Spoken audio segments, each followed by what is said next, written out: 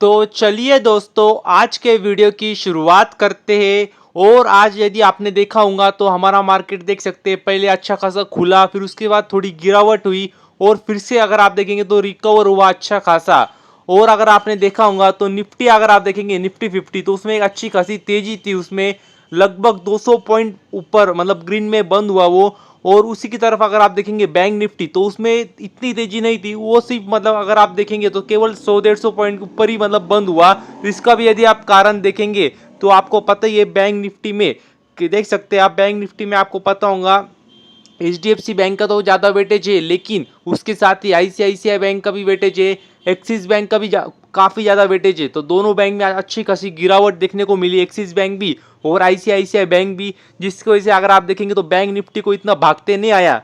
लेकिन आपको पता है निफ्टी में ज़्यादा वेटेज एचडीएफसी बैंक का और रिलायंस का है, इसकी वजह से अगर आप देखेंगे दोनों में अच्छी खासी तेजी थी, क्योंकि आज एचडीएफसी बैंक अच्छी खासे मतलब काफ़ी नीचे के लेवल पे ओपन हुआ था, उसके बाद अच्छी खासी बाइंग आई एचडीएफसी बैंक में, जिसकी वजह से अगर आप देखेंगे तो अच्छा खासा मार्केट भागा भी आज।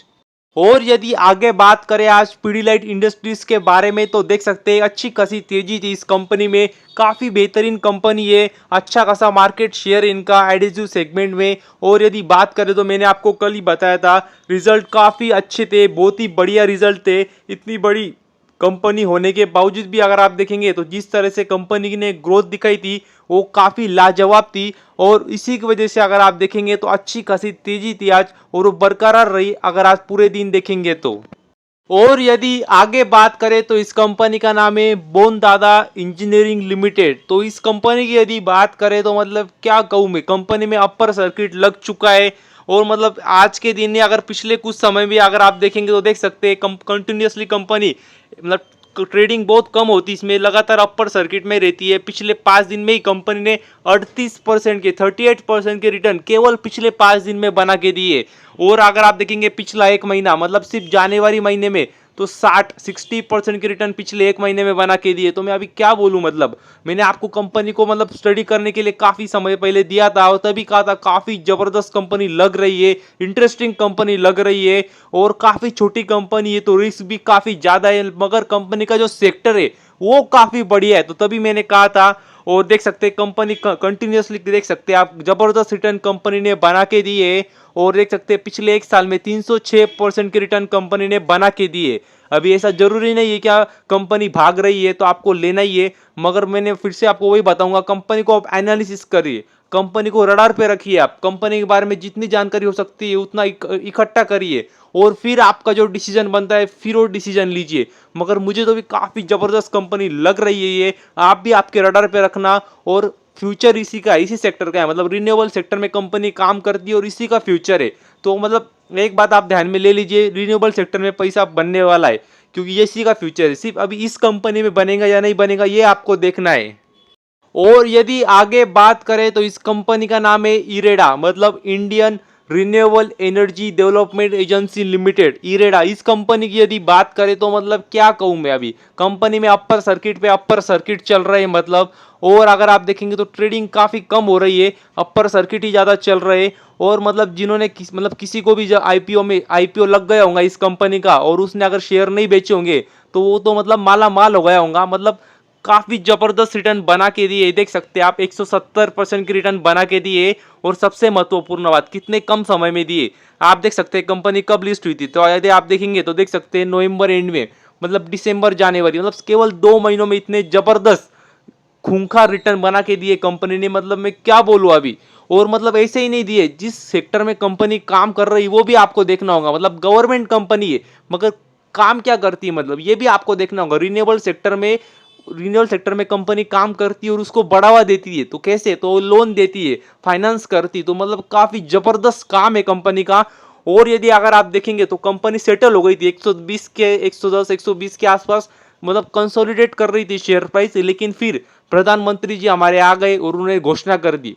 उन्होंने कहा पीएसवाई योजना हम लाने वाले, PSY का अर्थ है प्रधानमंत्री सूर्योदय योजना। अभी इसका अगर आप इस योजना के बारे में बात करेंगे तो मैं सोच रहा हूँ इसका भी वीडियो बनाऊँ एक अलग से, और डिटेल में आपको बताऊँ कि इस योजना के अंतर्गत किस किस कंपनियों को क्या क्या फायदे मिलने वाले, जिसकी वजह से अगर आप ध्यान से सोच सकेंगे और एनालिसिस कर सकेंगे। तो सोच रहा हूँ कल वीडियो बनाऊँ, लेकिन आप समझ लीजिए इसकी वजह से अगर आप देखेंगे तो इस कंपनी को भी काफ़ी अच्छा बेहतरीन फायदा मिल सकता है। इसी वजह से अगर आप देखेंगे तो ये शेयर मतलब देखेंगे तो अपर सर्किट चल रहा है कंपनी के, मतलब कंपनी में तो कोई मतलब खराबी नहीं, ये बात आप समझ लीजिए। कंपनी बहुत ही शानदार है, बढ़िया है, और जो सेक्टर में काम कर रही है वो भी काफ़ी इंटरेस्टिंग है, काफ़ी बेहतरीन है। सिर्फ अभी मतलब देखना होगा इस मतलब कितना और अपर सर्किट चलता है और कहाँ पे प्राइस जाके सेटल डाउन होती है। क्योंकि अगर आप देखें जैसे मैंने आपको बताया कंपनी की प्राइस सेटल डाउन हो चुकी थी, और फिर यदि आप देखेंगे तो एक नई घोषणा हुई जिसकी वजह से फिर से अपर सर्किट शुरू हो गए। तो देखना होगा ये प्राइस कहाँ सेटल होती है, मगर कंपनी तो बढ़िया है, इसमें तो कोई मतलब शक नहीं है। और यदि आगे बात करें तो इस कंपनी का नाम है ओबेरॉय रियल एस्टेट। तो इस कंपनी की यदि बात करें तो आपको पता ही है ये कंपनी काफ़ी बड़ी कंपनी है, और रियल एस्टेट सेक्टर में कंपनी काम करती है, कंस्ट्रक्शन का कंपनी काम करती है। और आपने देखा होगा पिछले कुछ समय में, मतलब आज भी आप देखेंगे तो 4.5% की गिरावट थी, और पिछले कुछ समय में अच्छी खासी गिरावट हुई है। पिछले 5 दिन में आप देखेंगे तो लगभग 14-15% की गिरावट हुई इस कंपनी में। और कारण मैंने आपको पहले ही बता दिया था, कंपनी के जो इस कह सकते रिजल्ट आए थे, क्वार्टरली रिजल्ट Q3 के, वो काफ़ी मतलब कह सकते हैं निराशाजनक थे, काफ़ी मतलब खराब रिजल्ट आए, जैसे भी आप बोल सकते हैं। मतलब एक होते फ्लैट आंकड़े, फिर आते खराब आंकड़े, और एक आते काफ़ी खराब आंकड़े। तो काफ़ी खराब आंकड़े थे इस कंपनी के, मतलब रेवेन्यू ही आधा हो गया था, तो आगे क्या बात करें अभी। तो मतलब काफ़ी कह सकते मतलब काफ़ी आशाएं रखी जाती थी, क्योंकि अगर आपको पता ही है रियल एस्टेट सेक्टर अभी काफ़ी अच्छा कर रहा है, पिछले कुछ समय में काफ़ी अच्छे रिटर्न बना के दिए, और ऐसे नहीं बनाए, कंपनी के आंकड़े बेहतरीन आए। और इसी वजह से ये सब चलते हुए एक मतलब उसी सेक्टर की एक कंपनी अगर खराब आंकड़े दिखाए इतने अच्छे समय में भी, तो कह सकते हैं काफ़ी खराब बात होती है। और वही इस कंपनी के साथ हुआ है। इसी वजह से अगर आप देखेंगे तो टॉप लेवल से पिछले 4-5 दिनों में 14-15% की गिरावट हुई है। और मुझे तो मतलब और भी ज़्यादा बड़ी गिरावट लगी थी, क्या मुझे लगा था और भी शायद गिरावट हो सकती है, लेकिन अभी इतनी गिरावट हुई है और अभी भी निगेटिव माहौल ही अभी भी। तो देखना होगा और कितना शेयर ये गिरता है। और यदि आगे बात करें तो महिंद्रा लॉजिस्टिक्स, इस कंपनी के बारे में यदि बात करें तो मतलब कह सकते हैं काफ़ी अच्छी बात है। क्योंकि यदि देखेंगे तो देख सकते हैं कंपनी अगर आप देखेंगे तो नया अपना वेयर हाउस खोलने वाली है, जिसका अगर आप देखेंगे एरिया तो मतलब देखते रह जाएंगे, 6.5 लाख स्क्वायर फुट। जी हाँ दोस्तों, 6.5 लाख स्क्वायर फुट एरिया का वेयर हाउस वो खोलने वाले, फैसिलिटी चालू करने वाले। और कहाँ पे, वो भी आप देख सकते हैं फल्टन, जो कि पूना के आसपास है, तो वहाँ पे वो कह सकते हैं नया अपना वेयर हाउस की फैसिलिटी ओपन करने वाले। तो कह सकते हैं काफ़ी अच्छी बात है, क्योंकि मतलब आपको समझना चाहिए कि अगर वो नए फैसिलिटी ओपन करने वाले तो क्यों करेंगे, मतलब काम उनको ज़्यादा मिल रहा है, उनको और बढ़ाना है, तभी तो वो करेंगे। मतलब तो समझ जाना चाहिए कि इनको मतलब काम अच्छा मिल रहा है या हो सकता है मिलने वाला है। तो इसकी वजह से अगर आप देखेंगे तो कंपनी अपना एक्सपांशन और कर रही है, जो कि काफ़ी अच्छी बात मानी जाती है। तो कह सकते हैं बढ़िया बात है कंपनी के लिए। और 6.5 लाख स्क्वायर फीट मतलब काफ़ी बड़ी, मतलब काफ़ी बड़ा एरिया होता है, मतलब सोच भी नहीं सकते आप। मतलब जिसको अंदाजा होगा स्क्वायर फुट का, वो मतलब अंदाजा लगा सकता है, बाकी अंदाजा भी लगा नहीं सकते कितना बड़ा एरिया का वो मतलब वेयर हाउस बनाने वाले। और देख सकते हैं 2 फेज में करने वाले, पहले फेज में 3.5 लाख स्क्वायर फुट का करने वाले, और उसके बाद में 3 लाख स्क्वायर फुट का एरिया और वेयर हाउस बढ़ाने वाले। तो कह सकते काफ़ी बढ़िया बात है कंपनी के लिए।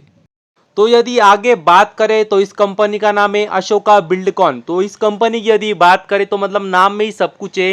यदि आपको नहीं पता होगा कंपनी के बारे में तो नाम में ही सब कुछ है। कंपनी कंस्ट्रक्शन का काम करती है। और यदि बात करें तो देख सकते हैं कंपनी को नया ऑर्डर मिला है, और ऑर्डर साइज भी अगर आप देखेंगे तो 660 मतलब 660 करोड़ का कंपनी को ऑर्डर मिला है। तो कह सकते हैं काफ़ी बेहतरीन बात है। और अगर आप देखेंगे ऑर्डर कहाँ से मिला है तो वो भी देख सकते हैं, कंपनी को ऑर्डर मिला है सिडको से, मतलब city and industrial development corporation of Maharashtra. तो वहाँ से उनको ऑर्डर मिला है। और एग्जैक्टली देखेंगे तो क्या काम करना है तो वो भी आप देख सकते हैं। कंपनी को देख सकते हैं proposal for design and construction of स्टिल्ट ब्रिज, जो कि अगर आप देखेंगे तो for eastern connectivity for Navi Mumbai international airport project. तो मतलब अगर आसान भाषा में आपको बताऊं तो कंपनी को कंस्ट्रक्शन का काम मिला है, जो कि मतलब डिजाइन भी करना है, कंस्ट्रक्शन भी करना है ब्रिज का। तो जी हाँ दोस्तों, कंस्ट्रक्शन करना है ब्रिज का।